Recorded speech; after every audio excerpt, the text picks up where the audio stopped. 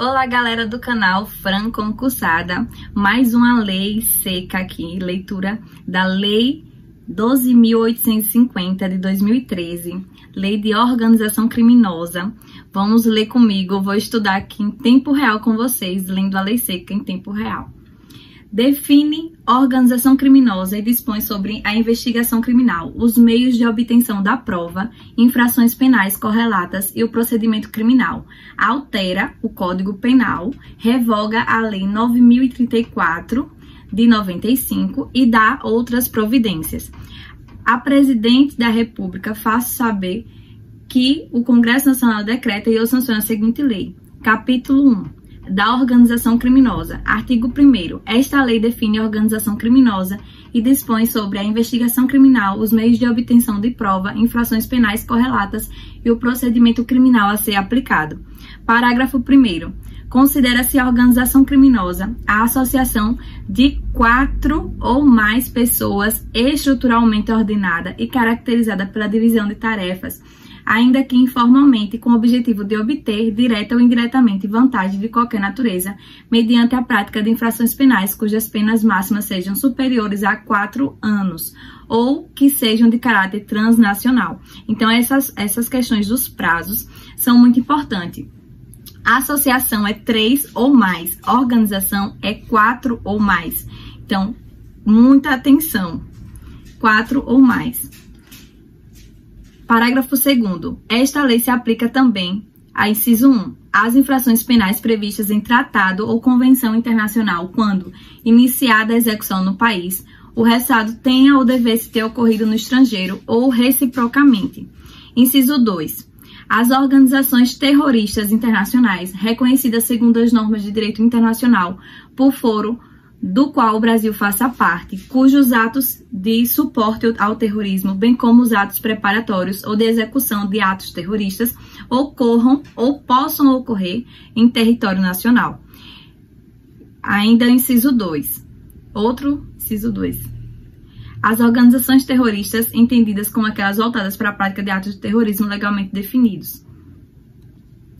Parágrafo 2º. Promover, constituir, financiar ou integrar pessoalmente ou por interposta pessoa a organização criminosa. Pena: reclusão de 3 a 8 anos e multa, sem prejuízo das penas correspondentes às demais infrações praticadas. Parágrafo 1º. Nas mesmas penas incorre quem impede ou de qualquer forma embaraça a investigação de infração penal que envolva a organização criminosa.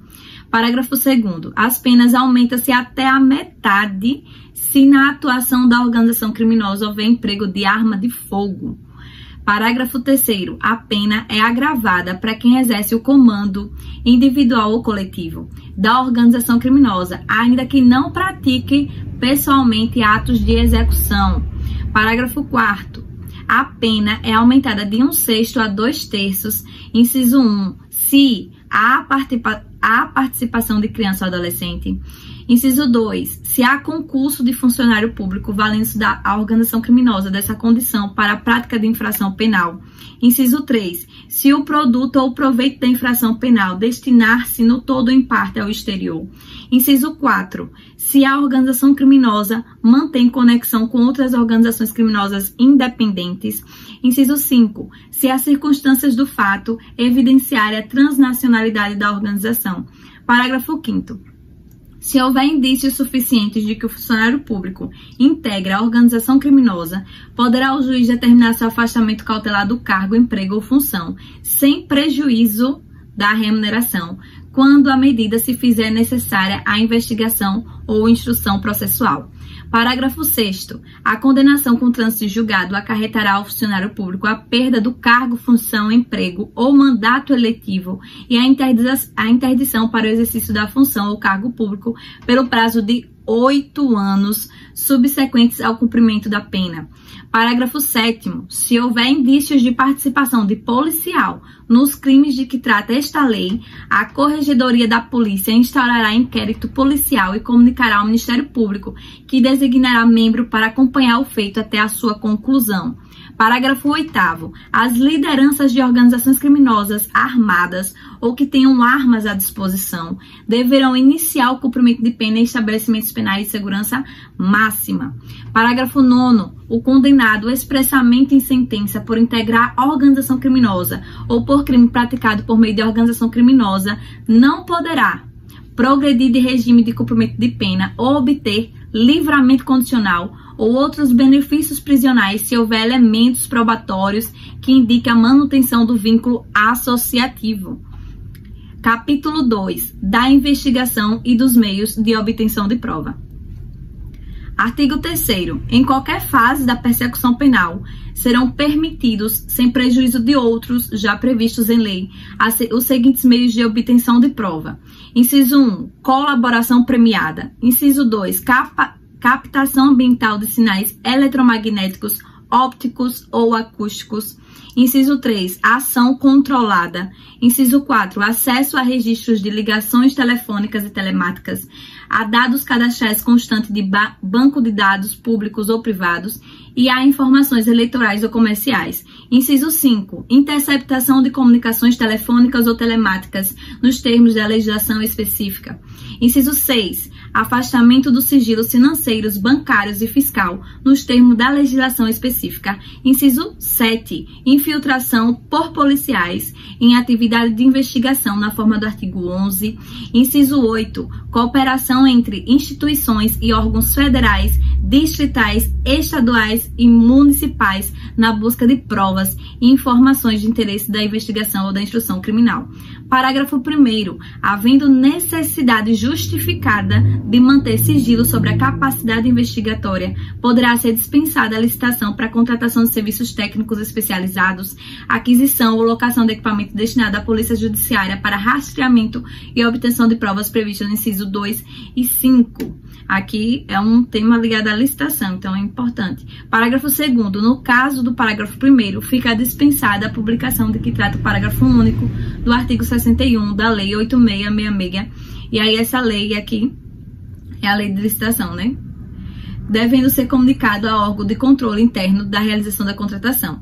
Vou ler novamente esse aqui. Parágrafo 2º. No caso do parágrafo 1º, fica dispensada a publicação do que trata o parágrafo único do artigo 61 da Lei 8666 de 93, devendo ser comunicado ao órgão do controle interno da realização da contratação. Seção 1. Da colaboração premiada. Artigo 3º-A. O acordo de colaboração premiada é negócio jurídico processual e meio de obtenção de prova, que pressupõe utilidade e interesses públicos. Artigo 3º-B. O recebimento da proposta para formalização de acordo de colaboração demarca o início das negociações e constitui também marco de confidencialidade, configurando violação de sigilo e quebra da confiança e da boa-fé a divulgação de tais tratativas iniciais ou de documento que as formalize até o levantamento de sigilo por decisão judicial. Parágrafo 1º. A proposta de acordo de colaboração premiada poderá ser sumariamente indeferida com a devida justificativa, cientificando-se o interessado. Parágrafo 2º. Caso não haja indeferimento sumário, as partes deverão firmar termo de confidencialidade para prosseguimento das tratativas, o que vinculará os órgãos envolvidos na negociação e impedirá o indeferimento posterior sem justa causa. Parágrafo 3º. O recebimento de proposta de colaboração para análise ou o termo de confidencialidade não implica por si só a suspensão da investigação, ressalvado acordo em contrário quanto à propositura de medidas processuais penais, cautelares e assecuratórias, bem como medidas processuais cíveis admitidas pela legislação processual civil em vigor. Parágrafo 4º. O acordo de colaboração premiada poderá ser precedido de instrução quando houver necessidade de identificação ou complementação do seu objeto, dos fatos narrados, sua definição jurídica, relevância, utilidade e interesse público. Parágrafo 5º.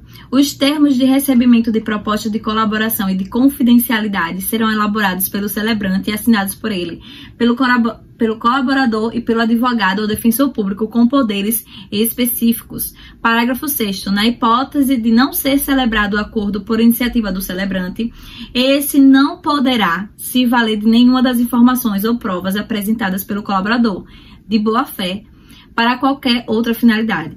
Artigo 3º-C. A proposta de colaboração premiada deve estar instruída com procuração do interessado com poderes específicos para iniciar o procedimento de colaboração e suas tratativas, ou firmada pessoalmente pela parte que pretende a colaboração e seu advogado ou defensor público. Parágrafo 1º. Nenhuma tratativa sobre colaboração premiada deve ser realizada sem a presença de advogado constituído ou defensor público.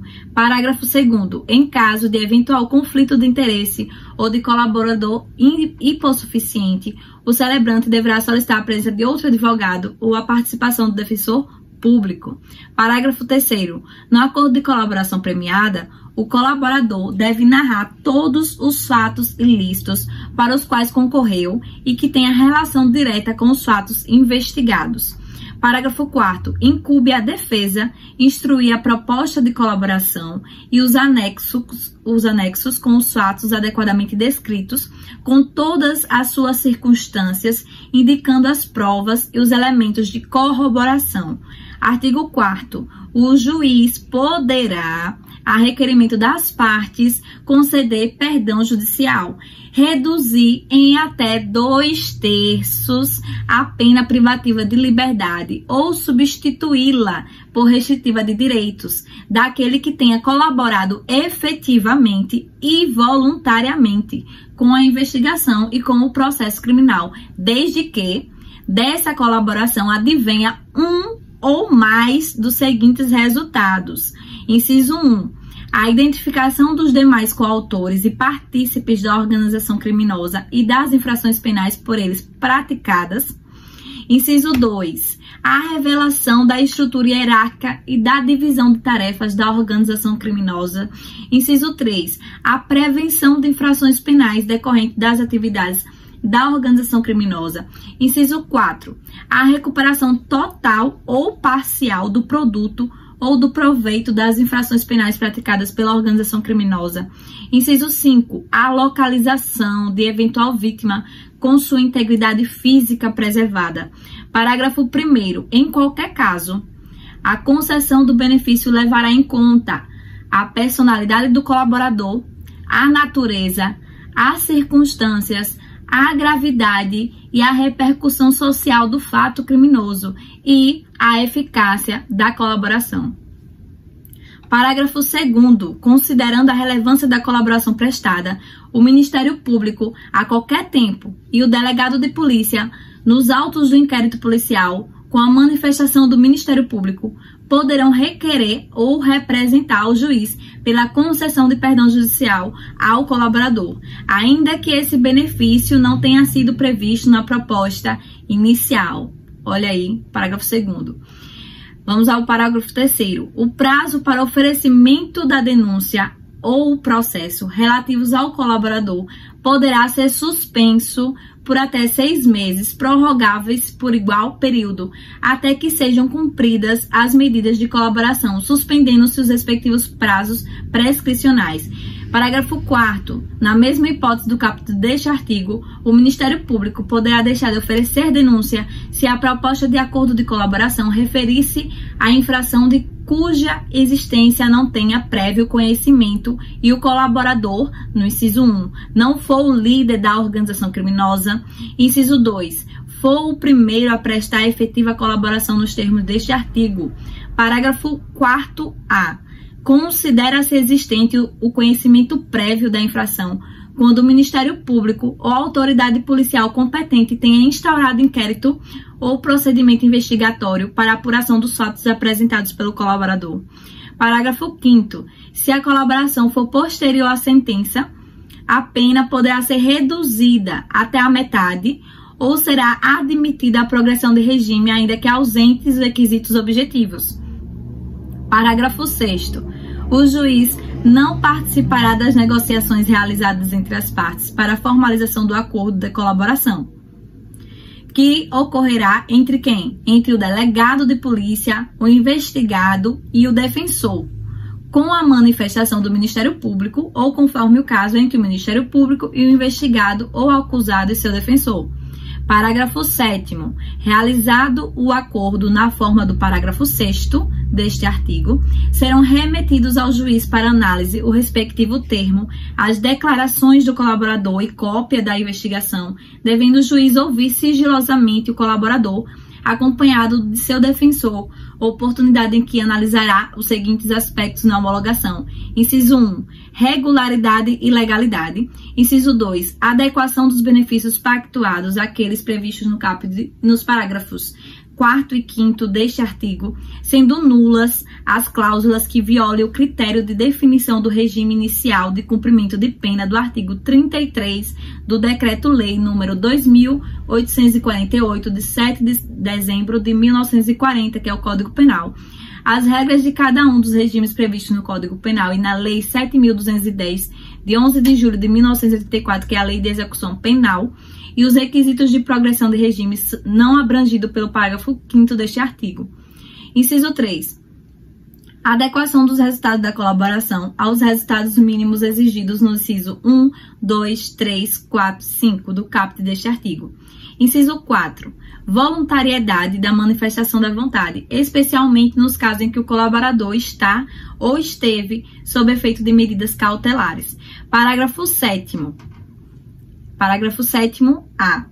O juiz ou o tribunal deve proceder à análise fundamentada do mérito da denúncia, do perdão judicial e das primeiras etapas de aplicação da pena nos termos do Decreto-Lei, que é o Código Penal, e do Código de Processo Penal, antes de conceder os benefícios pactuados, exceto quando o acordo prevê ou não o oferecimento da denúncia na forma dos parágrafos 4º e 4º-A deste artigo, ou já tiver sido proferida a sentença. Parágrafo 7º-B. São nulas de pleno direito as previsões de renúncia ou o direito de impugnar a decisão homologatória. Parágrafo 8º. O juiz poderá recusar a homologação da proposta que não atender os requisitos legais, devolvendo-as às partes para adequação necessária. Parágrafo 9º. Depois de homologado o acordo, o colaborador poderá, sempre acompanhado pelo seu defensor, ser ouvido pelo membro do Ministério Público ou pelo delegado de polícia responsável pelas investigações. Parágrafo 10º. As partes podem retratar-se da proposta, caso em que as provas autoincriminatórias produzidas pelo colaborador não poderão ser utilizadas exclusivamente em seu desfavor. Parágrafo 10º-A. Em todas as fases do processo, deve-se garantir ao réu delatado a oportunidade de manifestar-se após o decurso do prazo concedido ao réu que o delatou. Parágrafo 11, 11º, A sentença apreciará os termos do acordo homologado e sua eficácia. Parágrafo 12º, Ainda que o beneficiado por perdão judicial ou não denunciado, o colaborador poderá ser ouvido em juízo a requerimento das partes ou por iniciativa da autoridade judicial. Artigo 13. O registro das tratativas e dos atos de colaboração. Não, na verdade é parágrafo 13. O registro das tratativas e dos atos de colaboração deverá ser feito pelos meios ou recursos de gravação magnética, estenotípia digital ou técnica similar, inclusive audiovisual, destinados a obter maior fidelidade das informações, garantindo-se a disponibilização de cópia do material ao colaborador. Parágrafo 14º. Nos depoimentos que prestar, o colaborador renunciará, na presença do seu defensor, ao direito ao silêncio e estará sujeito ao compromisso legal de dizer a verdade. Parágrafo 15º. Em todos os atos de negociação, confirmação e execução da colaboração, o colaborador deverá estar assistido por defensor. Parágrafo 16º. Nenhuma das seguintes medidas será decretada ou proferida com fundamento apenas nas declarações do colaborador, que são: inciso 1, medidas cautelares reais ou pessoais; inciso 2, recebimento de denúncia ou queixa-crime; inciso 3, sentença condenatória. Parágrafo 17º. O acordo homologado poderá ser rescindido em caso de omissão dolosa sobre os fatos objeto da colaboração. Parágrafo 18º. O acordo de colaboração premiada pressupõe que o colaborador cesse o envolvimento em conduta ilícita relacionada ao objeto da colaboração, sob pena de rescisão. Artigo 5º. São direitos do colaborador. Inciso 1. Usufruir das medidas de proteção previstas na legislação específica. Inciso 2. Ter nome, qualificação, imagem e demais informações pessoais preservadas. Inciso 3. Ser conduzido em juízo, separadamente dos demais coautores e partícipes. Inciso 4. Participar das audiências sem contato visual com outros acusados. Inciso 5. Não ter sua identidade revelada pelos meios de comunicação, nem ser fotografado ou filmado sem sua prévia autorização por escrito. Inciso 6. Cumprir pena ou prisão cautelar em estabelecimento penal diverso dos demais corréus ou condenados. Artigo 6º. O termo do acordo de colaboração premiada deverá ser feito por escrito e conter, inciso 1, o relato da colaboração e seus possíveis resultados. Inciso 2, as condições da proposta do Ministério Público ou do delegado de polícia. Inciso 3, a declaração de aceitação do colaborador e do seu defensor. Inciso 4, as assinaturas do representante do Ministério Público ou delegado de polícia, do colaborador e do seu defensor. Inciso 5, as especificações das medidas de proteção ao colaborador e sua família, quando necessário. Artigo 7º. O pedido de homologação do acordo será sigilosamente distribuído, contendo apenas informações que não possam identificar o colaborador e o seu objeto. Parágrafo 1º. As informações pormenorizadas da colaboração serão dirigidas diretamente ao juiz a que recai a distribuição, que decidirá no prazo de 48 horas. Parágrafo 2º. O acesso aos autos será restrito ao juiz, ao Ministério Público e ao delegado de polícia, como forma de garantir o êxito das investigações, assegurando-se ao defensor, no interesse do representado, amplo acesso aos elementos de prova que digam respeito ao exercício do direito de defesa devidamente precedido de autorização judicial, ressalvados referentes às diligências em andamento. Parágrafo 3º. O acordo de colaboração premiada e os depoimentos do colaborador serão mantidos em sigilo até o recebimento da denúncia ou queixa-crime, sendo vedada ao magistrado decidir por sua publicidade em qualquer hipótese. E aí, em seguida, vem sobre a ação controlada, mas eu vou terminar aqui a parte 1 da Lei de Organização Criminosa, e em seguida, em outro vídeo, eu concluo essa lei por ela ser extensa e o vídeo não ficar tão longo, certo? Se gostou do vídeo, deixe o like, o comentário, inscreva-se no canal caso não seja inscrito. Aqui quem fala é Franciele Martins, do canal Fran Concursada. Seja bem-vindo ao canal se você não era inscrito e está fazendo sua inscrição agora. E no próximo vídeo eu trago a conclusão desta lei de organização criminosa. Um grande abraço, até o próximo vídeo. Tchau, tchau!